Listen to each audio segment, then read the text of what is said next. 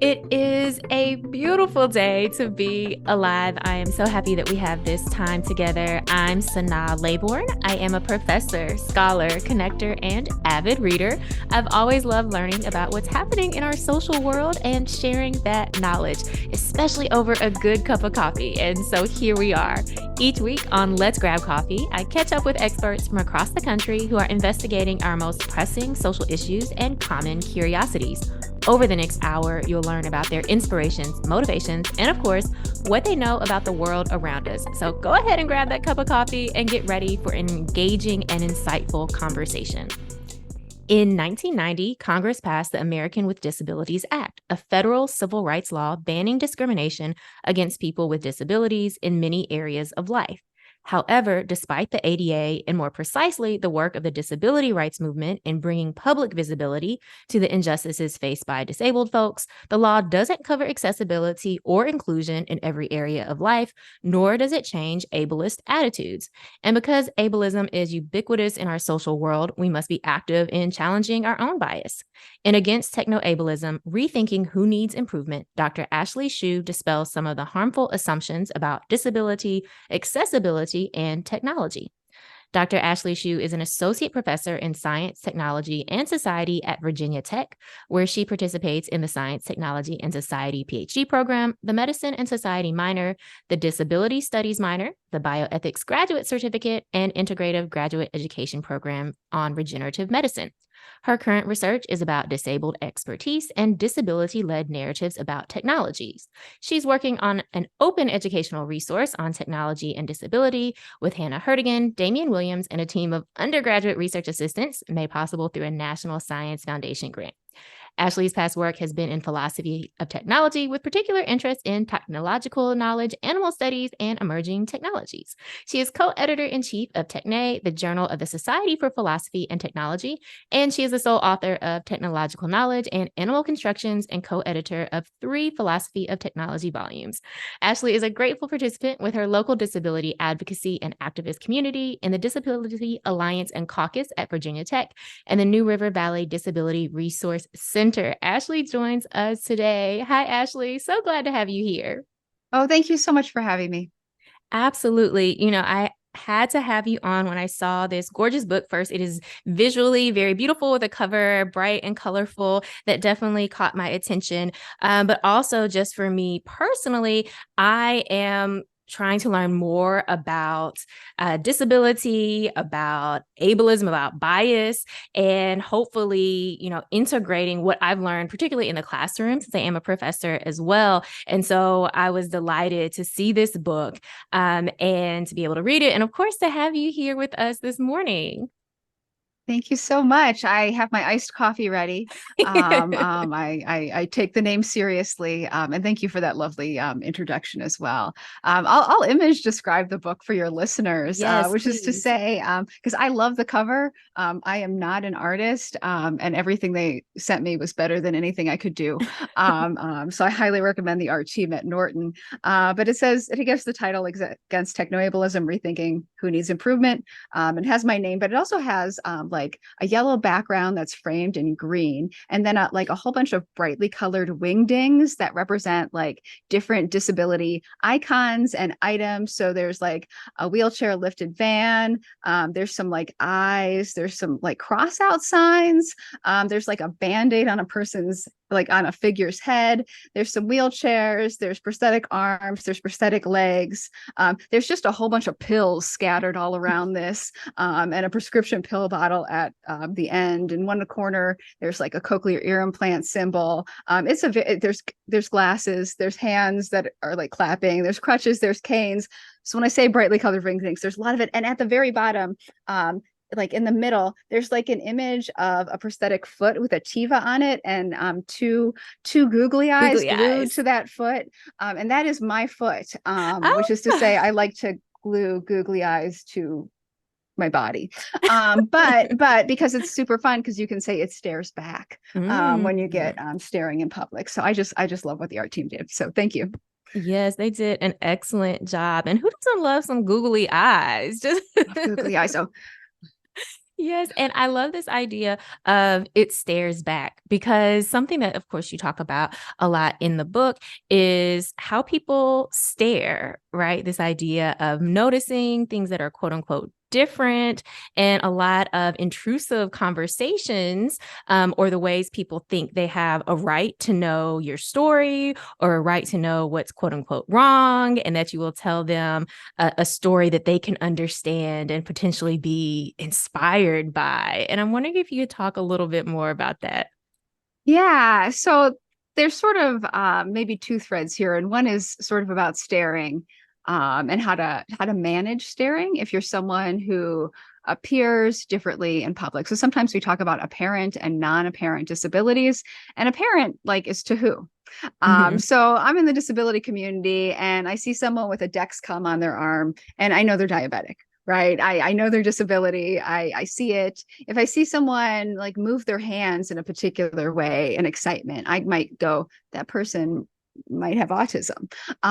Being in the disability community makes disability more apparent in particular Mhm. ways, because people with these sorts of setup situations. That might not be apparent to everybody else. But there is sort of, a lot of disabled people who have apparent disabilities that are apparent to lots of people, are people who have to manage staring on a daily basis, right? So people Mhm. will ask you questions about your body that they wouldn't normally ask other people. You can be asked questions while you are doing mundane tasks. You can be told you're inspirational just for like standing in a place for a little while. That's happened to me on multiple occasions because people see a prosthetic limb and they think, oh, this is inspirational. But I wasn't Mhm. actually doing anything. And if they had seen me walk, they would have seen like a really like crappy gait, which is fine. I'm comfortable with the gait that I have. Mhm. But that they were drawing inspiration from me just standing, like looking at a shelf. Mhm. That is misplaced. And it's a weird thing to always have to manage people's stares. Mhm. Some people outright reject it. Some people have funny stories they tell. Some people have tall tales that they will offer. I mean, the amputee community and the number of people who didn't really become an amputee through a shark bite, for instance, is actually very large. Um, but to constantly have to narrate something about our bodies is a particular type of intrusion, Mhm. right? Not like I don't walk up to people normally and go, "Hey, why do you walk the way that you do?" Right? Or why do you talk funny? Or what happened to your limb or your face or your spine in some cases, right? These sorts of Mhm. questions where people want to hear about a story, and some of the stories aren't that interesting, Mhm. right? And some of the stories, you're really every day of someone's life, you're asking them about the worst day of their lives, Mhm. right? If we're talking about people who lost things in or who became disfigured in really traumatic ways, to be asked that all the time is to be asked to relive a trauma. So these sorts of questions could be really invasive, and depending on how you arrived at being disabled, a lot of people, when they're asked this question, have to say, I've always been this way, right? There's not a story here. I have a Mhm. congenital disability. Is also like sometimes they feel like people are let down by that, like the sort of like social Mhm. interactions you end up in that are like supremely weird, are so common when you have a disability that's apparent to other people. But in some ways, that can make it easier too, Mhm. right? So when people see that I'm disabled, right, they'll know to give me a route that I can use, Mhm. maybe if they've thought a little bit about it.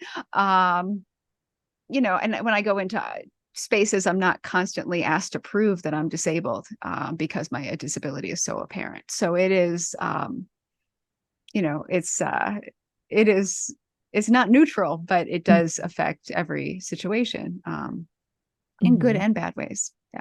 Yeah, you have a whole chapter where you're talking about some of these common narratives or stories that we might expect or even demand from disabled people in order to affirm really our own bias about the world, or really to make us feel good about whatever it is.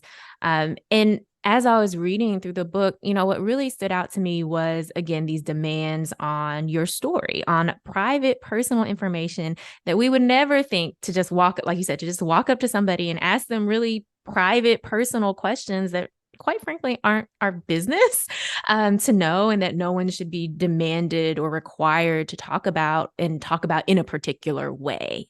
And I saw a lot of those similarities in the demands for stories in the way that transracial adoptees are seen visibly different, and that something is wrong often. And I am a transracial adoptee, so I was like, wow, like this, again, these public demands for private personal details and the expectation that we will answer and in a particular way. And of course, for folks who've been listening to the show or familiar with some of the histories of family and family making in our country, we also know that adoption has been seen very negatively and stigmatized for a lot of our history. And so again, the past is always present in how we're observing people and what we expect from them. One thing that you talk about throughout the book, and of course is really the key to the book, it's in the title, is Against Technoableism. And I'm wondering if you could talk a little bit more about this idea of technoableism. Oh yeah. So I mean, so people might have heard of ableism. And technoableism is, I would say, like a form of ableism, right? So ableism is this broad category that suggests that certain ways of being in the world are better than others. So it's a system of, it's like social hierarchy. It's a system of value. It's a system of like who we prefer in jobs, in education, in every sphere of life, the sort of preferences that exist. And those preferences usually align with non-disabled. People prefer people to be non-disabled.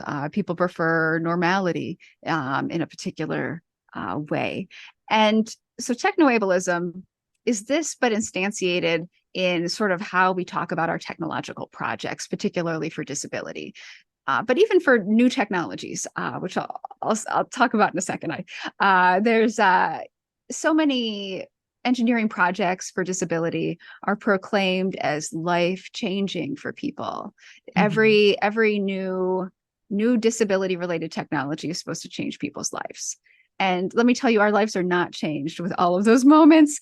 Mm-hmm. Sometimes the best changes are incremental, right? So everything is supposed to be life-changing. It's good. People who work on disability technology are supposed to be saintly helpers who are doing something like radically important for the disability community. And often those teams don't include disabled people, and they don't get like the story of our lives, right? They suggest that disabled is always a bad thing to be, and all of these technologies need to be there to correct for the Mm-hmm. disability and not to just like make it easier for disabled people to adapt, right? I think those are two different ways of framing how we might do technological projects about disability. And I'm not a Luddite.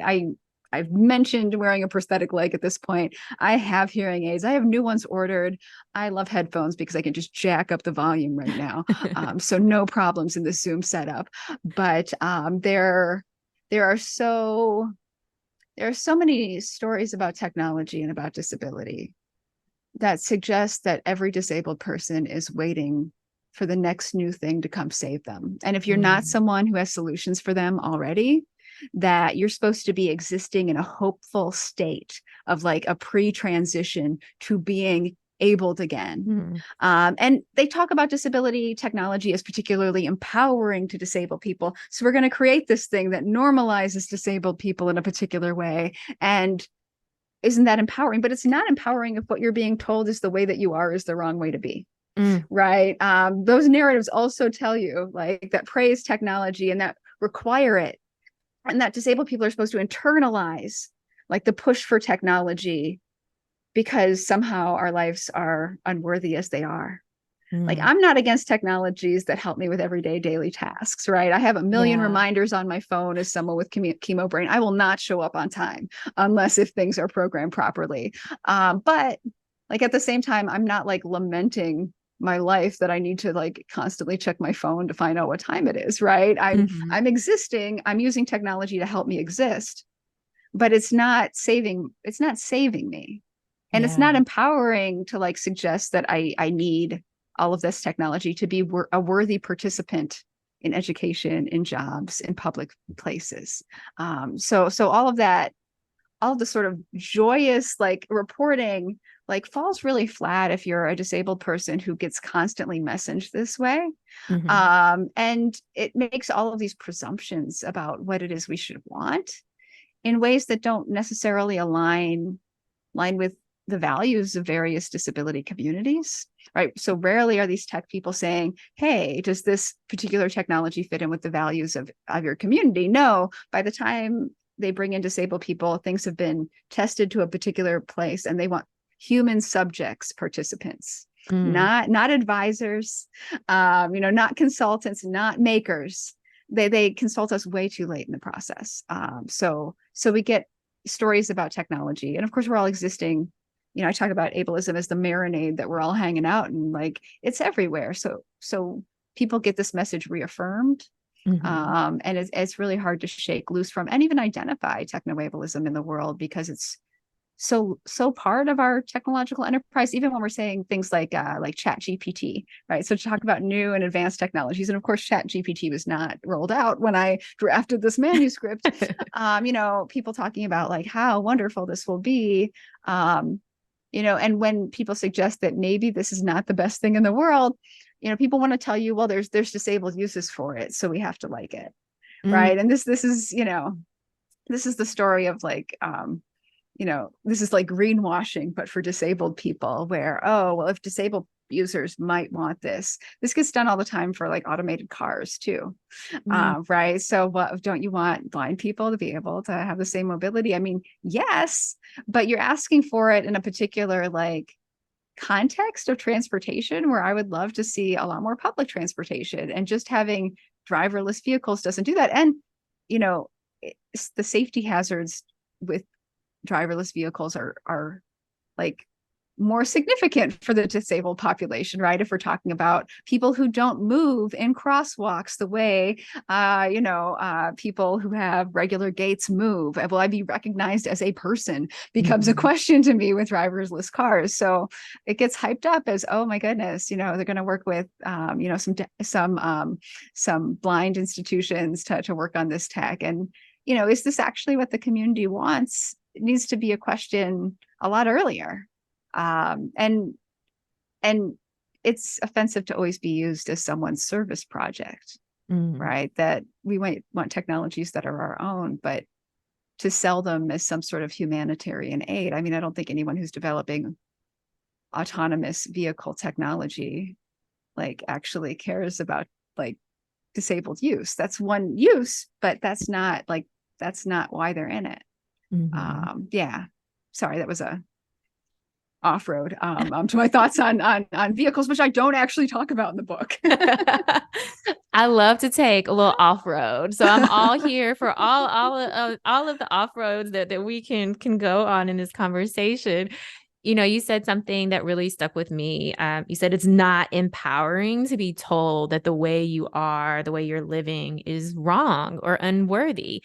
And that's what all these messages that are so subtle, right? They just are baked into our society that we learn from growing up and then throughout adulthood, and we see emphasized, even as you mentioned, in all of these, grand announcements about all these tech advancements, right? They are confirming and reaffirming that there is a normal, quote unquote, normal, and therefore more desirable way to be, and that everyone should wants to be, quote unquote, normal. And like what does that even mean? But yet we're subscribing to it. And if we're not aware of these ableist messages, then we'll just continue to think like, oh, this is the way that it should be, and everyone should, want this type of Mm-hmm. movement or whatever it is.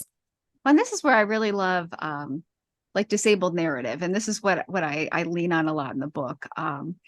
That there are wonderful books and poetry and blogs written by disabled people. Not all of us have access to like publishing and the bandwidth for it. But just wonderful stories that like very much counter this narrative. Like we talk about them, like Hannah Herdigan, who's one of my collaborators, we often talk about these as counter narratives, and this is something that she's done a whole bunch of work on. But like to talk about like the way disabled people are talking about these things is actually like confronting this, but it's not the message anyone's hearing. So Mm. even when we're doing our own storytelling, Yeah. there's this one point in this book by Harriet McBride Johnson.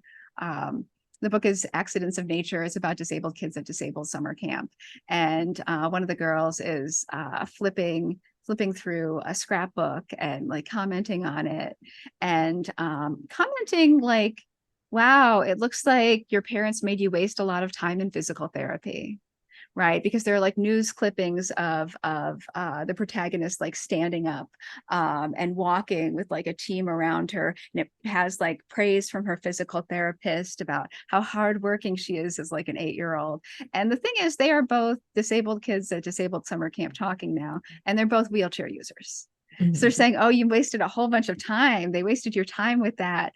And the one girl describes to the other her time in physical therapy, where they kept working because she had like a leg contracture, and they were working on it and working on it until it was suggested that she needed surgery to handle the leg contracture, but she doesn't walk. And she Mhm. says, my parents realized that was fishy. And so now I just sleep with a pillow underneath my knee. I didn't need the surgery. I didn't need all that physical therapy. They were working on something that would be useful maybe if I walked, but I'm not gonna like that. What Right. that's nothing that's ever been available to me. So there was all this time focused on normalizing with like the perception that you would be normal one day. Mhm. Um, or that you would be like some sort of ideal that wasn't ever going to exist, right? Mhm. So the sort of like therapy, and she talks about therapy as being like really really painful, Mhm. right? And that that she had been spared because her parents wised up, and then she didn't have to get this surgery. And at the time she says the surgery, the girl whose scrapbook she's looking through, the like covers up the scars on her leg where she had gotten that surgery, Mm. right? So these things that were Mhm. forced through because of course, and Bill Peace in his Bad Cripple blog talks about this as a ritualized ideal, that of Mhm. course all disabled people want to walk again, right? That like of course like exoskeletons are the answer. But like if you actually talk to like lots of wheelchair users, I mean many people don't use them because like they're not using them for reasons of paralysis, right? So there are lots of wheelchair users who might have like fainting episodes or seizures, who sitting down is just better. Yeah. An exoskeleton, that's just means more seizures, or it means like your heart rate gets elevated in particular ways because your body isn't at rest. um, Mhm. but in talking about this, I mean, he talks about this idea that the general public has, that all paralyzed people share this like ideal of walking. Right. And then we get these teams of engineers, these exoskeleton projects, where there's all these praise laid upon the engineers. But if you talk to people in like the community, they say things like, "Oh yeah, I'd really prefer that they do more research on bowel and bladder health. I'd love Mm. to have regular access to maintenance for my wheelchair," right? I mean, and they never talk about what exoskeleton maintenance will mean. Like when we know there are huge delays for wheelchair maintenance in this country, and that means people are often, if that's their only device, they are stuck in bed at home, like Mhm. without the device. And it can be delays of weeks to months to repair a wheelchair now, right? And that's Wow. not even a fancy ass exoskeleton.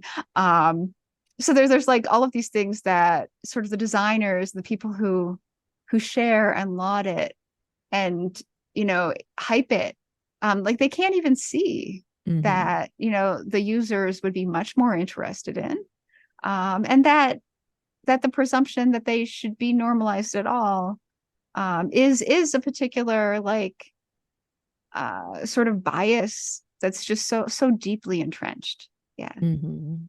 Yeah.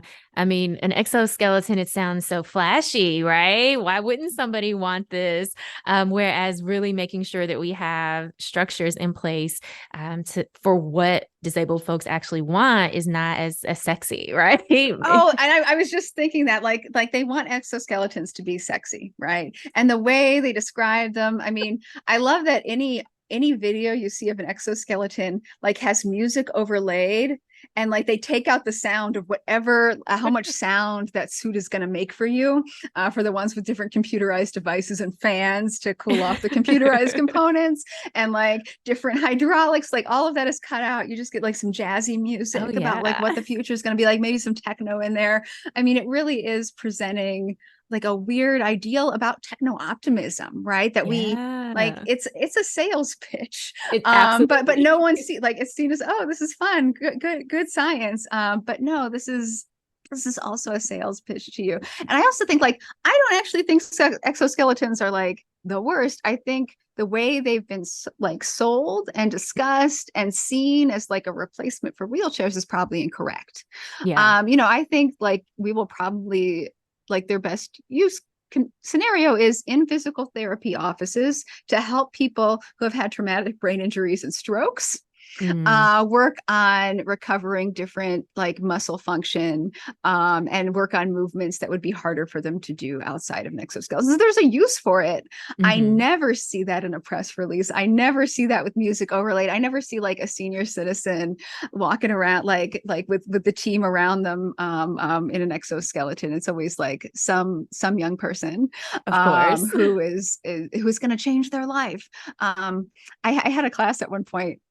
I just put up a picture of an exoskeleton on my slideshow. Mhm.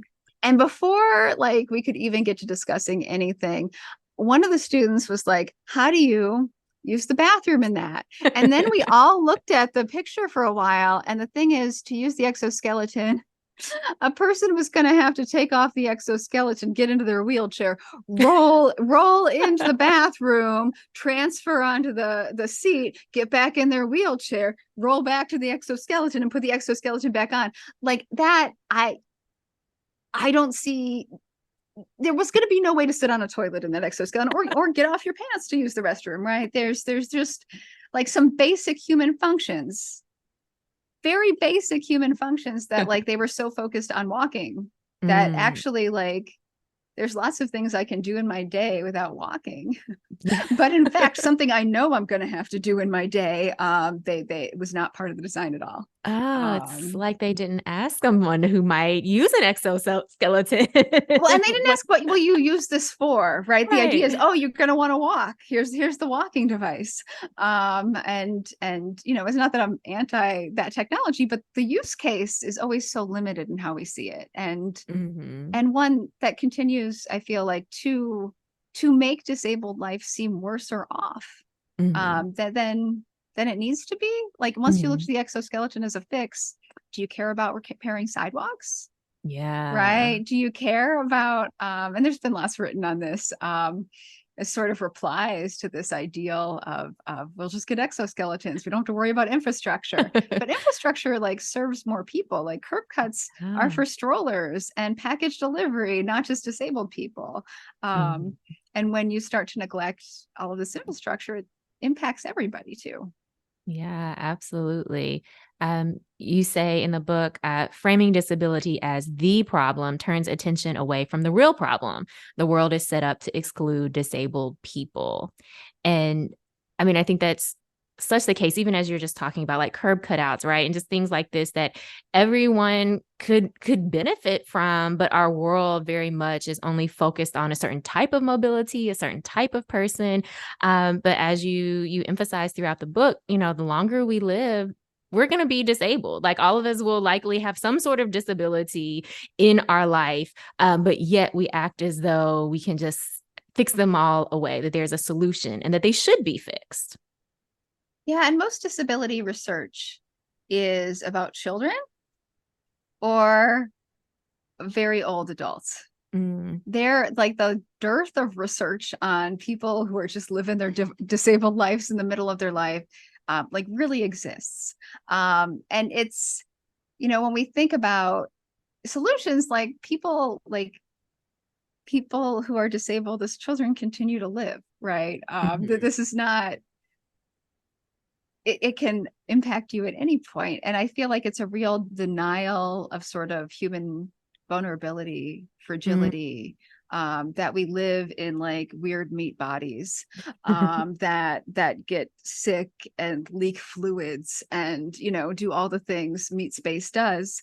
Um, it's really, it's really a denial of our humanity and animality, Mm, to imagine things as we do, where we think that there's like a normal and that we want to be it, when there are lots of ways to be in the world that should be equally valid.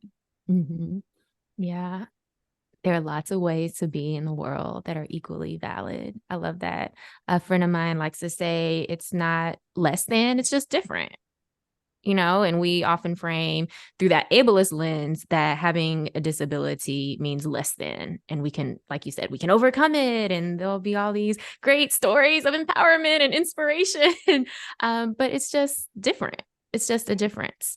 But I think you really hit on something there when you said like this is just a denial of our humanity, our humanness, and particularly the denial that we are vulnerable, right? We aren't these superhero entities that can take over the world, but yet we are just humans, right? Trying to navigate this very human existence, with all of our weaknesses, that are inherent into being just a human being in this world.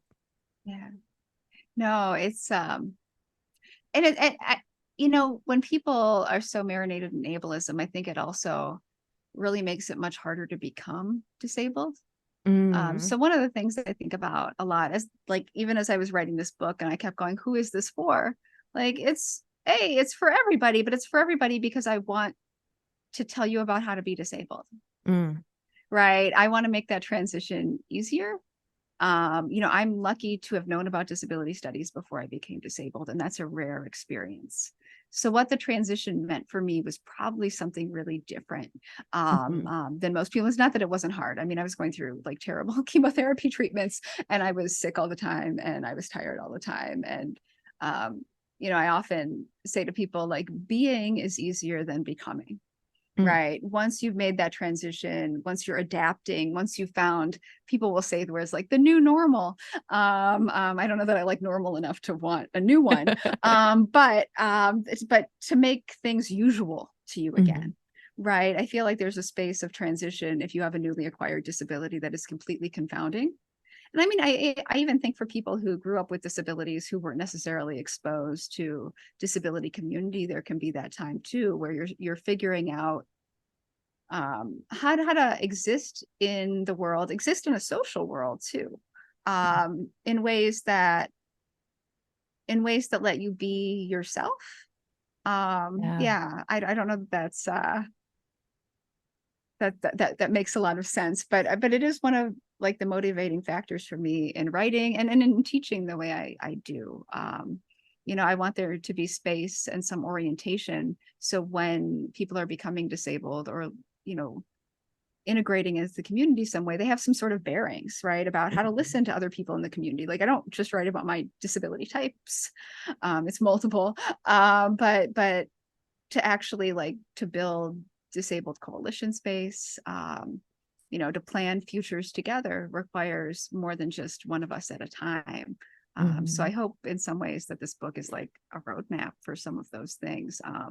You know, and it boils down to being human, but it also, I feel like we do a lot of denial of reality sometimes, in these spaces. Yeah. And I'm guilty of it too. I got an amputation, and you know what I got after I got an amputation? I got a temporary ADA placard. I got Mm. the one for 6 months. I was like, oh, and then That's I'll be it. fine. Yeah. I have a permanent one now. I don't know why I went through extra paperwork.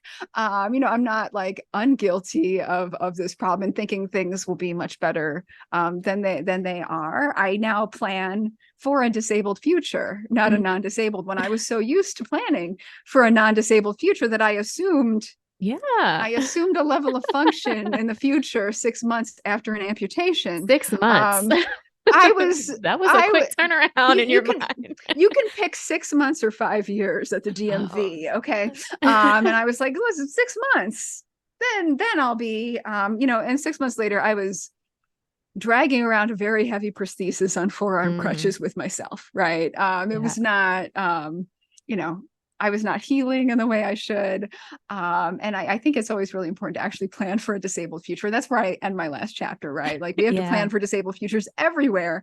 But that's also a lesson I have had to learn in a personal way as well.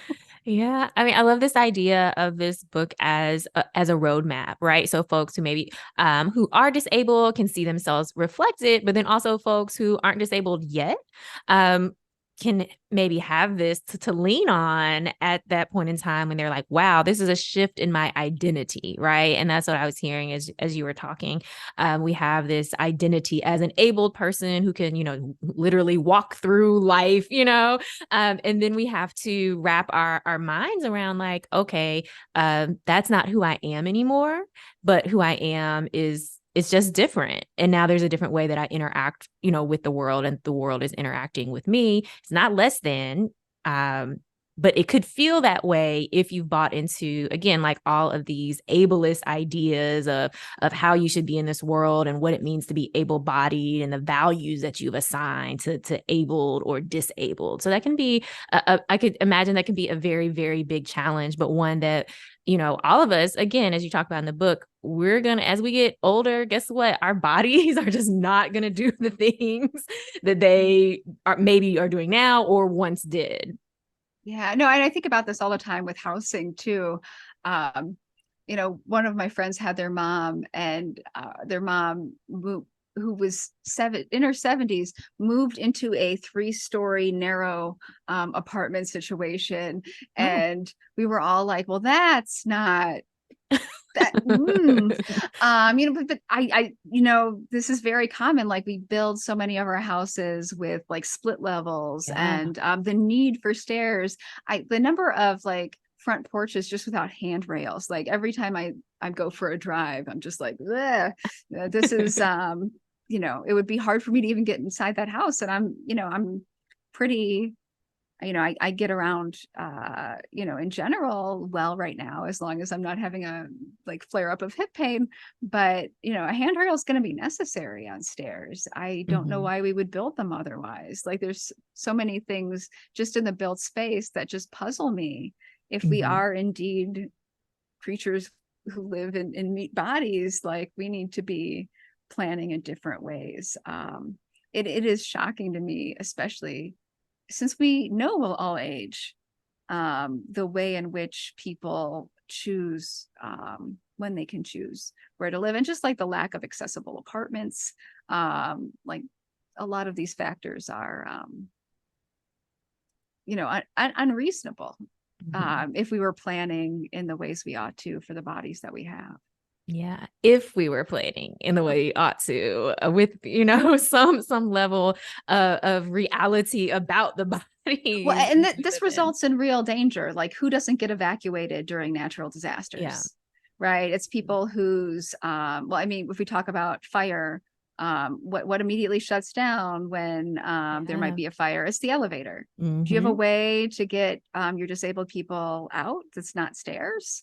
Most people don't do emergency planning for disabled people. I think about this also with different, like people do, different drills for emergencies, and disabled people are told to like wait in the stairwell.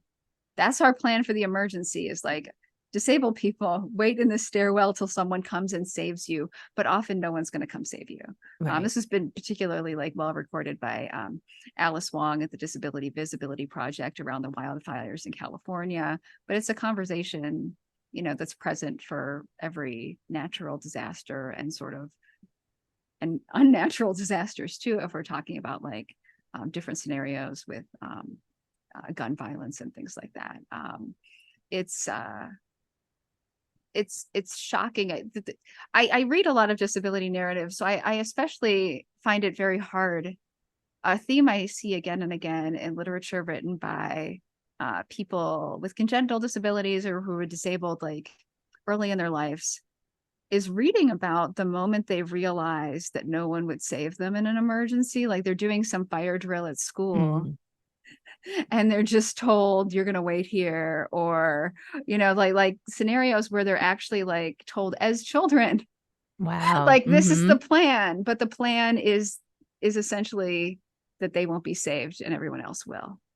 I find those parts of the different disability memoir that I read actually some of the hardest, like the message Yeah. that we're sending to kids with disabilities because of our lack of planning for them is sometimes like what that means to absorb that as a child. Like, I know what ableism is like as an adult. I read lots of stories from other people, but I don't think I can quite comprehend, that experience as a child. Yeah.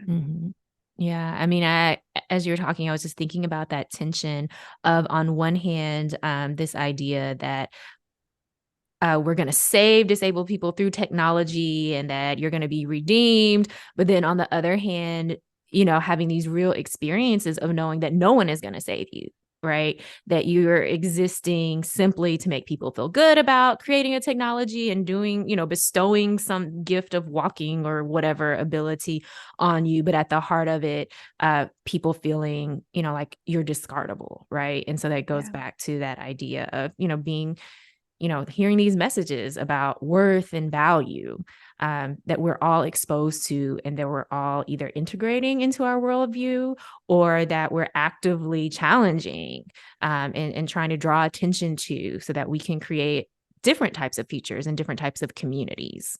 Yeah. Yeah. No, it's a huge tension there, right? We want to praise non-disabled people as helpers all the time, but the experience of disabled people know, like reflect in disabled community, we know that help is about propping themselves up and feeling good in a particular way, where when it actually comes to thinking about like the larger context of our lives, they can't see it. Like, I don't think these people like mean to be bad, Right. but the sort of like impact, if what you're experiencing, the infrastructure looks so different than what this technologist might be telling you they want to do, or what usually a news story is telling you, is coming for you in an excited way. But I think there's also like market related things that we know. Like, I think it's really fun to play around in labs with different types of technology. Like, I'm not against it there. I really like working with my friend Kara Shafsari in construction engineering, and she has a whole bunch of little bots. And we've had like disabled play groups down there to like talk about the technology together. And I think that's very different when she invites us to play, right, and to Yeah. talk to each other. That's a different model than when I'm constantly told something is going to make something so much better for me. And those, those messages aren't just like, I think it's easy to like just not turn to the text section of a newspaper. The thing is, like, everyone else around you is also reading these stories. Right. Right. So I was becoming an amputee, and people started sending me like stories about prosthetics and about, and they were trying to be really positive. It was, I had cancer. It was a hard time in my life. Just the medical treatment for it and just being very afraid. And I would go through like several more amputations before I would go through the chemo I went through before. Right. It was bad chemo. Yeah. And it was, so people like wanted to like encourage me by sharing these stories, and I don't like, I find them interesting as someone who works in science and technology studies. So that wasn't a problem. I found like, oh, let's look at the narratives. I'm probably reading them in a very different way. But if, I think about, what it is to be someone who probably won't be able to afford that technology, or who doesn't have good Right. insurance. Other people around them are still telling them that they should be wanting that technology. I have friends who have been out like in public. I have a friend who is a leg amputee and was using a wheelchair without his prosthetic limb. He has his other leg is also injured, but you can't see it. And he's asked all the time, why don't you wear a prosthetic leg? Like, well, he has one, He uses it sometimes, but if he's like shopping at the grocery store and he has to be on his feet for a long period of time, it hurts his other leg too much. Yeah. Right? Like there's a reason he's not wearing his prosthetic limb, even though he has access to it, which not everyone does. The sort of public, like so someone would come and ask you why you don't have a limb. And, sometimes they suggest that you're inappropriate for not wearing your leg or your arm. I hear this with arm amputees where, wearing a limb makes people feel less sad for you. Like your encounters like can be about, oh, it's such cool tech, instead of, oh, I'm so sorry, how did you lose your arm? Right. And like, was it your dominant arm? And like all of these questions. If you wear the prosthetic arm, then they want to tell you how cool the arm is. So it's a better interaction. But it is still one, like you might not be using that prosthetic arm. That's for other people. Because of the constant situation. But even in terms of like manufacturing, like there are so many people who don't wear hearing aids. Insurance doesn't cover hearing aids. Nope. Hearing aids are expensive.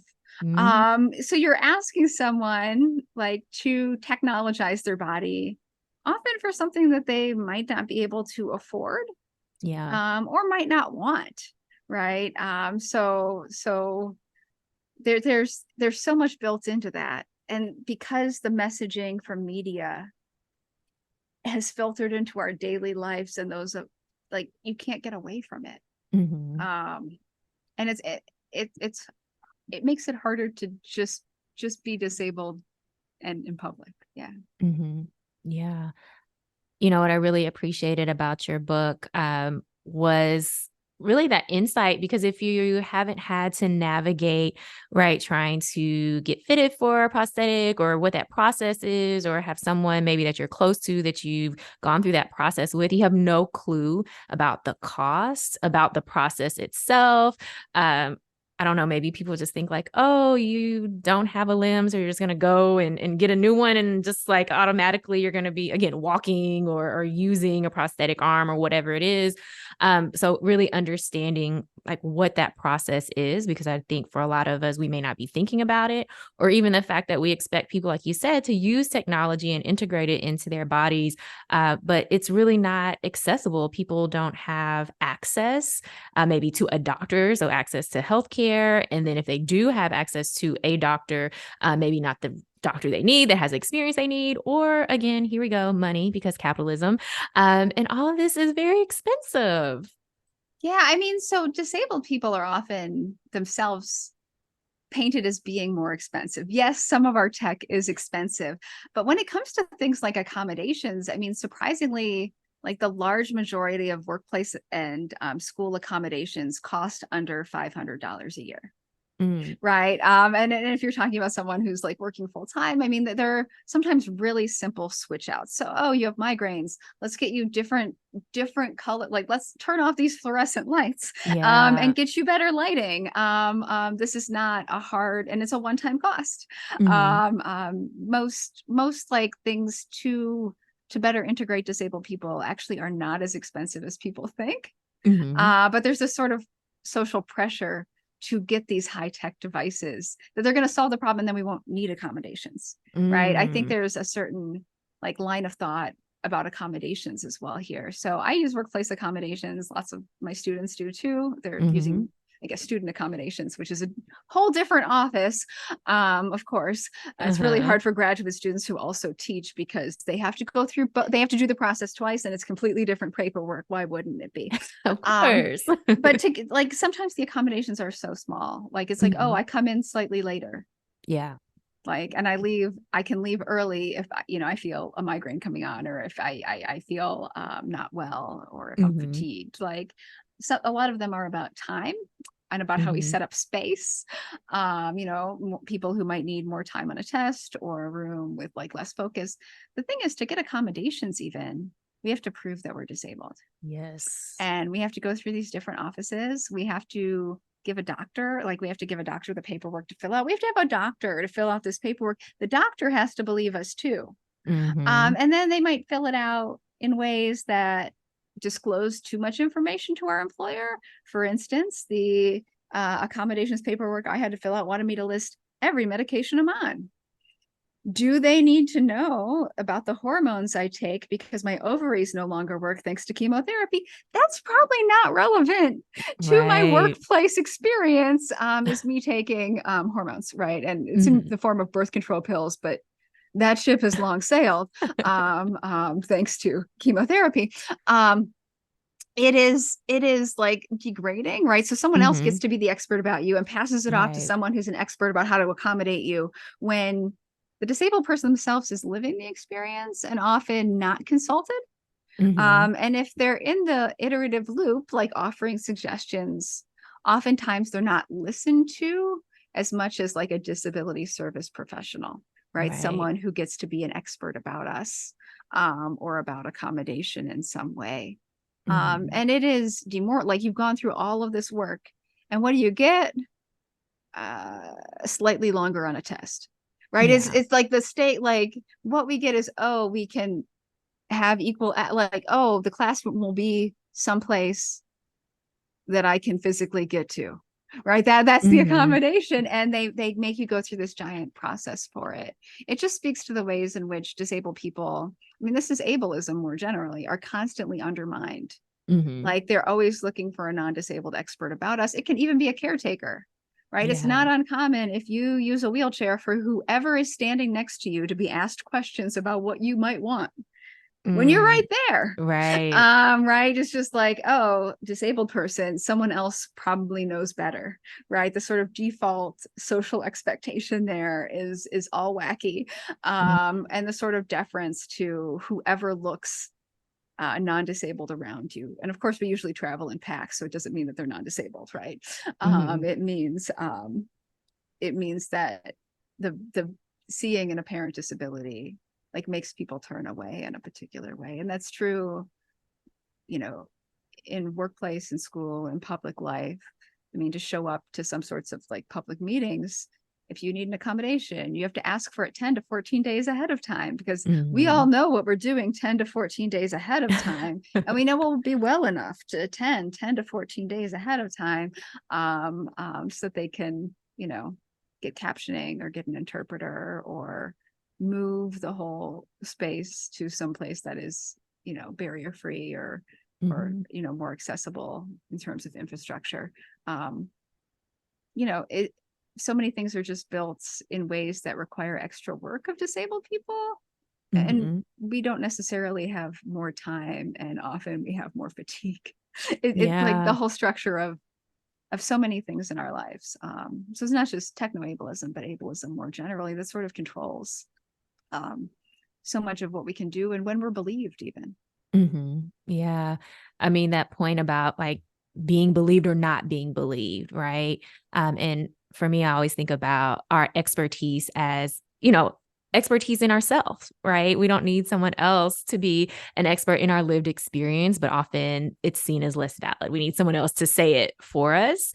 Particularly, if you're a part of any sort of marginalized or quote unquote not normal group, then we're always looking for that external expert, quote unquote.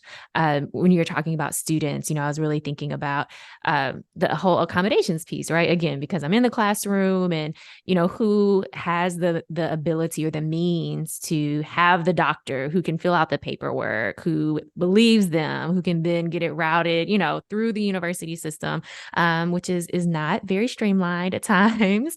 And then the type of accommodations, which when I think about it, aren't those just things that we should be offering all students anyway? I don't think there should be a special accommodation for a lot of those things. It should just be the way we're interacting with our students and the way we're setting up our classrooms. And I think that speaks to, again, ableism and how it is threaded throughout our society. And so things that really should just be part of our practice are now, they have to be accommodations. Yeah, I think about so this is sometimes called like universal design for learning. Like you're going to go Mhm. ahead and build it in a way that more people can partake, with or without accommodations, that it's already set up in a disability forward way. And I set up my classes this way. It means like I have to do, like I get the list of accommodations and it's like, oh, most of these don't apply because it's already set up. Like I share all my Mhm. notes. They're in the Google Drive for our class. Enjoy your notes. Yeah. Right. This is, it's not, it's not super hard to do a lot of these things if you build them in first, right? I think Mhm. about like how I'm going to structure assignments in ways that, can adequately test things, but also, not require us to have to go through a whole bunch of accommodations processes, because so many people are, like not going to get the accommodations they actually need and deserve, Mhm. and are their legal right, just because of how we've rigged the system against disabled people in so many ways. I think about this also. So I have a chapter in this book on neurodiversity, Mhm. and I think about like how do you properly, I end up quoting like a lot of autistic people and people with ADHD in the chapter, just because those aren't my experiences, Mhm. but I want to be able to talk and to learn within community, and I thought it was really important to address that piece of it as someone who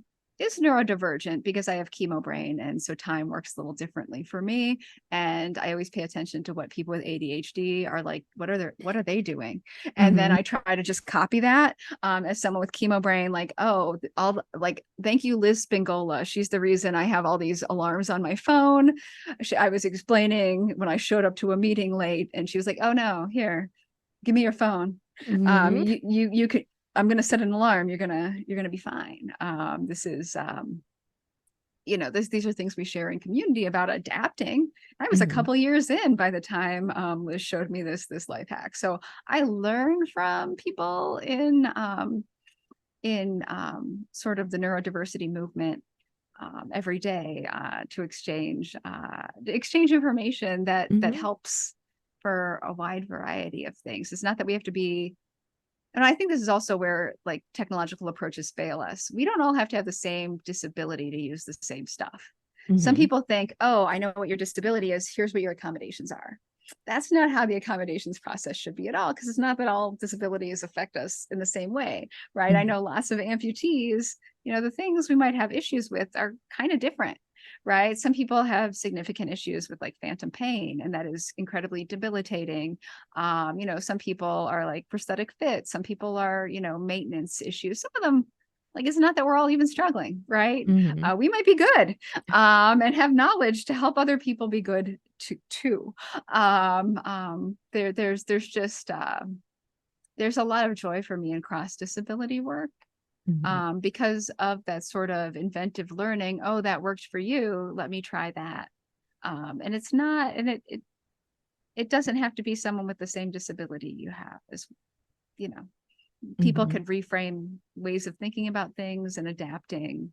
It can be really useful, and just like little tweaks, that don't necessarily, they're not life changing in the way that technologies are advertised to be, but they are more often, right? It was life Mhm. changing to start setting all of these alarms. I'm not late. I show up to my classes. I'm not constantly worried that I'm going to be late all the time. And that is, sort of in your mental task list, really important.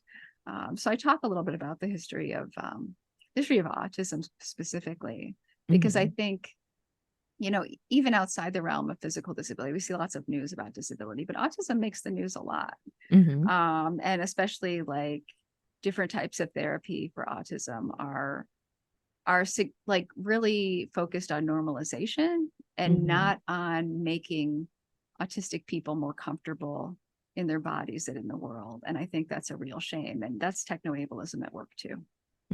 Yeah, I really appreciated that chapter, and very heartbreaking too at times, because I'm not very familiar with autism and some of the practices that are used to make autistic folks quote unquote normal.